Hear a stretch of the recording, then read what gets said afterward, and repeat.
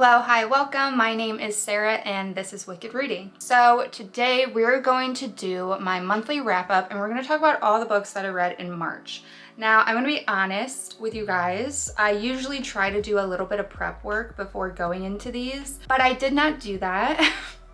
And I'm out of time to film, so this might be a little bit more chaotic than usual and I apologize, but I'm really just going off the riff right now. So our stats. I keep my stats with Storygraph. It's just easier for me. In the month of March, I ended up reading 10 books, 2 of which are audiobook and 2 books are part of a manga series. With all that, I read 3,277 pages and my top moods were dark, adventurous, mysterious, tense, and like emotional. My top genres of the month are fantasy, romance, horror, some LGBTQIA+, and then it kind of goes down from there for number of books, which is pretty typical. I pretty much am like horror, fantasy, romance. My average star ratings for the month is 4.0 stars, and I only rated 9 out of the 10 books that I read. I did end up rating the mangas, which I don't always do,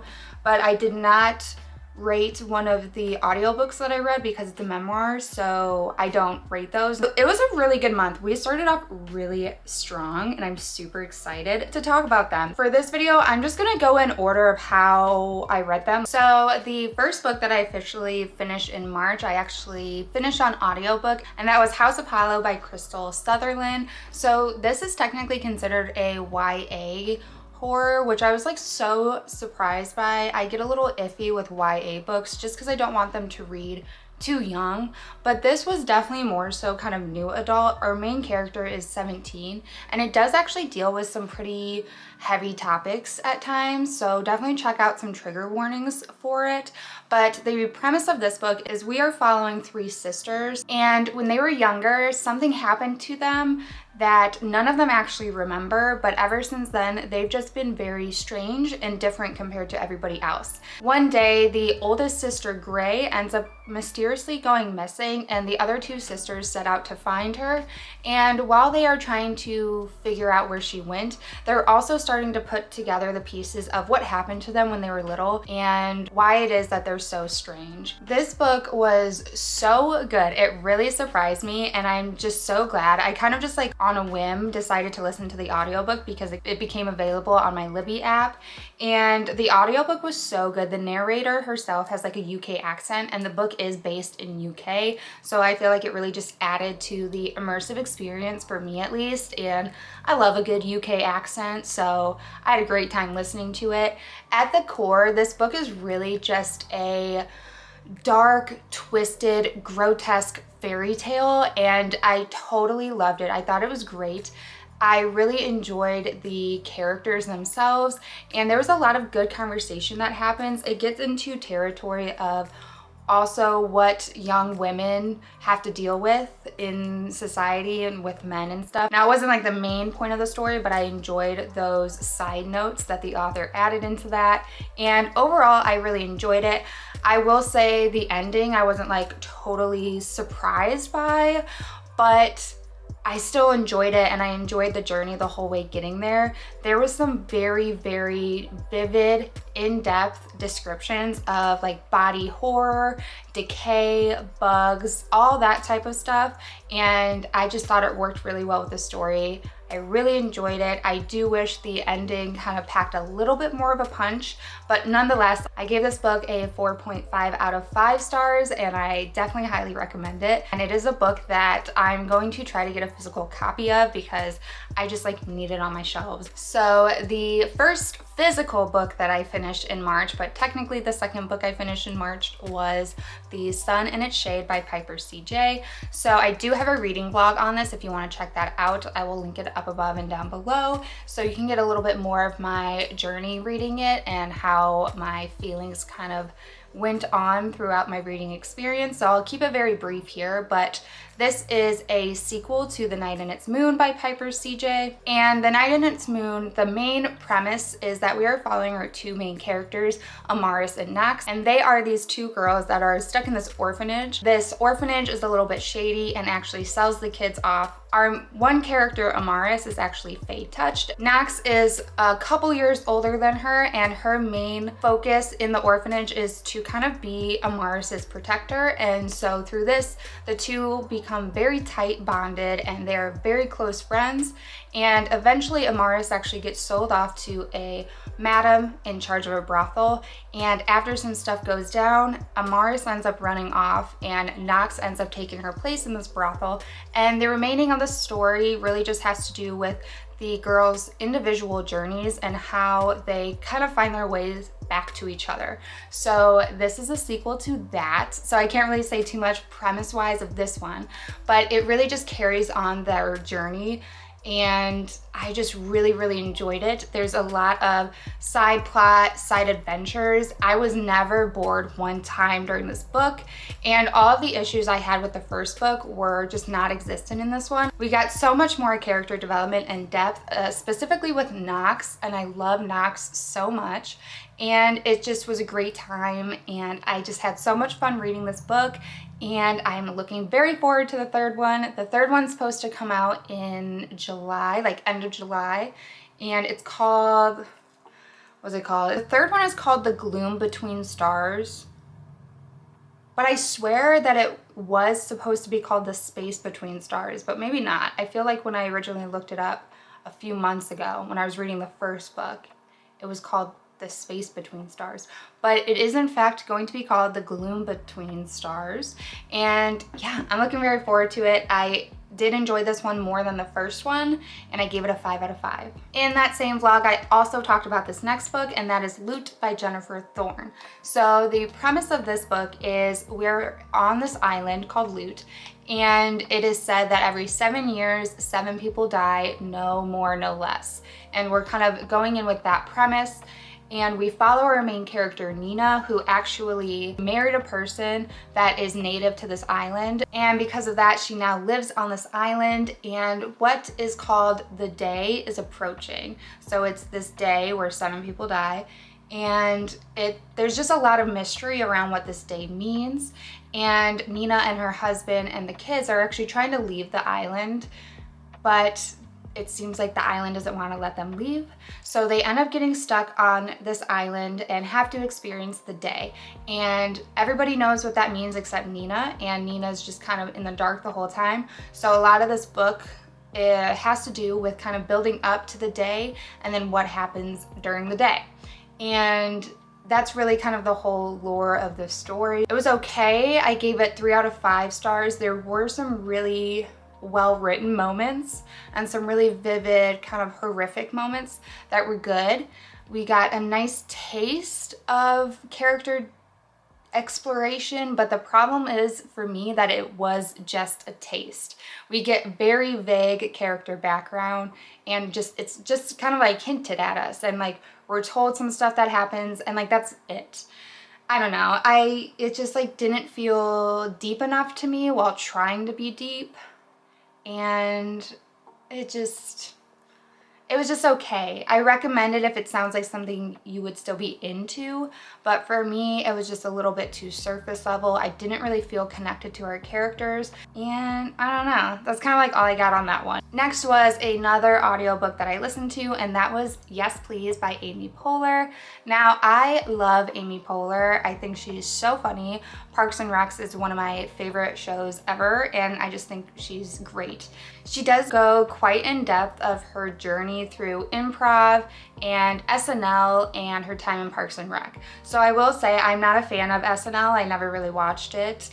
Especially when she was one of the main cast people in SNL. So that part was really interesting to listen to still, but I didn't connect with it as much as when she started talking about Parks and Rec, because that's really what I mostly know her from, and from Baby Mama.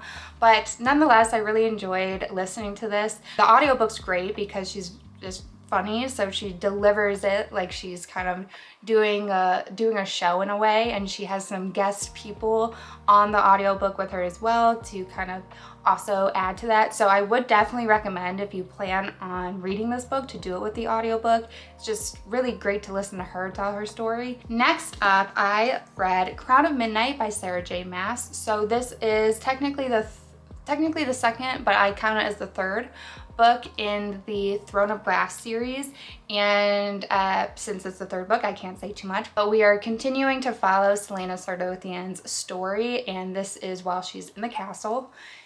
And I guess that's kind of all I can say about that. I did really enjoy this one. This has been my favorite one so far of the series. I gave it a 4.5 out of 5. One thing I really loved is like one of our side characters, Mort. So if you know, you know. I freaking loved Mort. I thought that was so funny. I really enjoyed those moments. I thought it was just so fun and added a fun dynamic to the story. But overall, I did really enjoy this. I feel like we're getting much deeper into Celaena and some of the other characters, and a lot more for me goes on in this book that I thought was just much more interesting versus like Throne of Glass with the championship. I thought that this one went in a lot more interesting of a direction for me. I feel like the first half of this book was kind of more so leaning towards that romance aspect that we went into this book knowing about, and then the last half really started to shift and focus on much more high stakes storyline with a lot more like politics going on, a lot more brutality going on, and I enjoy the direction that it's going, so I'm looking very forward to carrying on with this series. I did just take a quick break to get some tea and let my battery charge, so hopefully none of the settings changed too much. So then the next book that I read was The Cabin at the End of the World by Paul Tremblay. So the premise of this book is that we are following these two dads and their adoptive daughter named Gwen, and they are on a family vacation at a cabin that is in an area that's pretty like isolated. And Gwen is outside playing, and she is approached by a stranger who kind of starts to say some strange things to her, and they say, whatever happens is not your fault, but you and your family are going to have to make some tough decisions, and pretty much the world depends on it. It was just such an interesting book. The premise was great. The character exploration I thought was also great. So I'm gonna like refer to like my Goodreads. I usually don't really type out much thoughts when I put my ratings into Goodreads, because I'm just like not one to be able to really put my words together well, type them all out. It's kind of just like bullet points, like here's what I like, blah, blah, blah, or here's what I don't like, blah, blah, blah. But I felt compelled to write a little bit more about this book because I just thought it was really great. So the reason this book stood out to me so much, while the premise is interesting, the writing of this book is just so great. The writing style was so immersive for me and just so well done. There is a lot of juxtaposition between what the characters are experiencing, which is this very terrifying, scary situation, and then all of a sudden we're in the character's mind remembering a very kind of everyday mundane memory. So like the juxtaposition between remembering what you did a week ago, just like making breakfast and like having a moment with your family, and then all of a sudden you're like back in your present situation. It was just really effective for me. Another thing that I really liked about this book is it really plants so many seeds of doubt in very effective ways. I'm probably gonna say the word effective and immersive so much when I talk about this book, but there are all these seeds of doubt planted on both sides of this situation and the story. So the bad guy isn't as clear cut. It's very gray area. There's kind of doubt everywhere from every side, from every angle, for every character. You like root for and against everybody somehow, except Gwen. Gwen's great. We all root for Gwen. But it's just very interesting, and for me it was just like terrifying. It really, especially with those seeds of doubt, it really created such a confusing situation for everybody involved because everyone's thinking that they're doing what needs to be done. So with that just comes a lot of conflict of like, who is actually doing what needs to be done? Who's telling the truth? Specifically, the last chapter of this book was so interestingly written. We are pretty much in the POV and the minds of two characters. The writing of this was fantastic. The premise is very interesting. Now, this is very, very character driven. There's some stuff that is said to be kind of happening, and there's glimpses of that, but again, with the seeds of doubt, you don't really know if that's actually happening or not, and you're just in this isolated cabin in these people's isolated minds and their isolated thoughts. So it's very psychological in that way. I gave it 4 out of 5 stars. This book made me feel true dread. I don't know how I would be in the situation of any of the characters in this book. If it sounds like something you might be into, I definitely recommend it. So then next, I read both volume 6 and 7 of Yona of the Dawn. And like I've been saying for the past, I don't know, 4 videos where I've been reading Yona of the Dawn, I absolutely love this manga series. I think it's so great.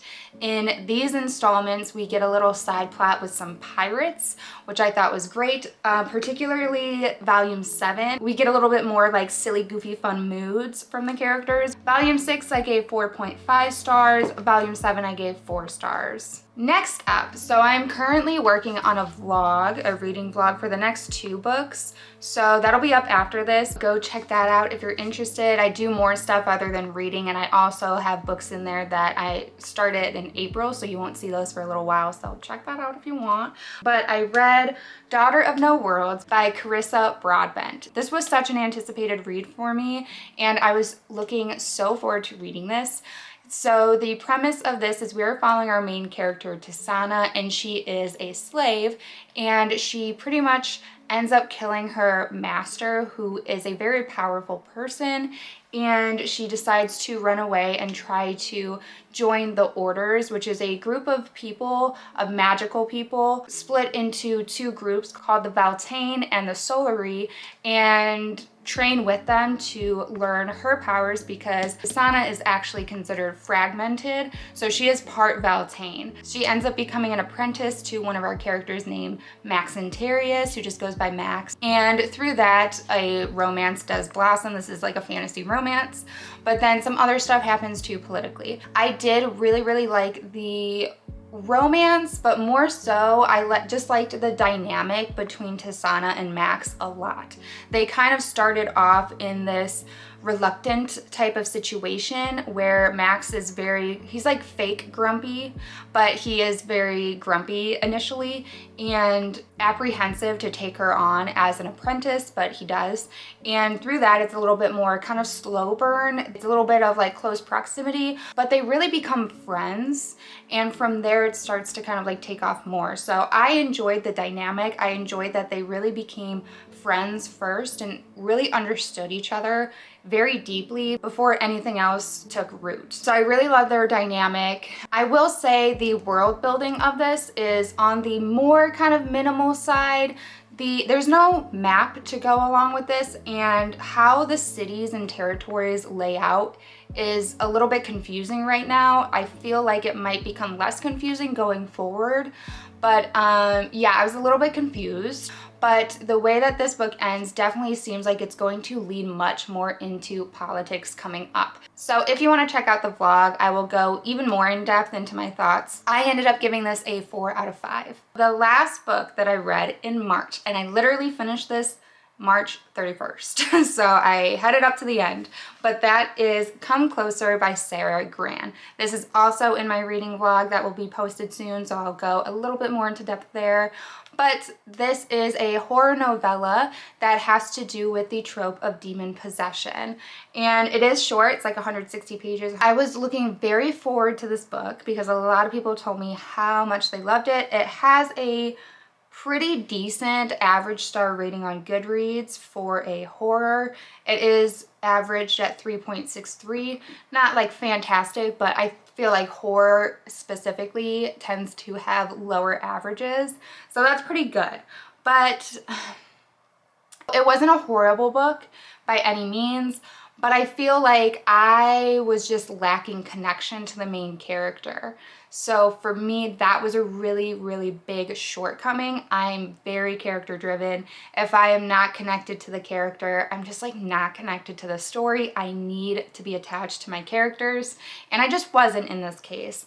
But I will say it's a very interesting premise, and I did really like a lot of the ideas in this book. It brings a everydayness to possession, which I thought was very interesting. There were some moments that were just really well written and vivid imagery that I thought was really good. But I just wasn't connected to the main character, so it just, yeah. I ended up giving it a 3 out of 5. I don't think it was bad. It came and went, really, for me. There were things that I liked, but I just didn't love. So there's that. So 3 out of 5 for me. If you want to read a possession book that I thought was fantastic and amazing, was A Head Full of Ghosts by Paul Tremblay. This was a really good possession book that I thought was fantastic. Not perfect, 4.5 out of 5 for me, but really great. There's a recommendation nobody asked for, but I wanted to give anyway. So that is everything that I read in the month of March. It was overall a really good reading month. We had a couple of 3 stars, which isn't great, but we had some really great finds this month, and overall it was a really great reading month for me. I feel really good. I didn't do as many audiobooks as I usually do. I usually always have one ready to go, but every book I wanted to listen to on audiobook is on hold right now for like weeks, if not months. So hopefully soon another book will be available to me on audiobook, and I'll be able to get through maybe 1 or 2 more books. If you made it to this point in the video, leave me a skull emoji so that I know. Thank you so much for watching. I truly appreciate you spending some of your time with me, listening to me rant about books. It means the absolute world to me. In the comments, let me know what you read in the month of March. What was your favorite? What was your least favorite of the month? Like I said, I am working on a reading vlog. It should be longer than usual because I will be finishing and completing 3 books in it and doing some other stuff. So make sure you're subscribed so you don't miss that. Give the video a thumbs up if you enjoyed it. It really helps me out, and I will catch you guys on the next video. Bye.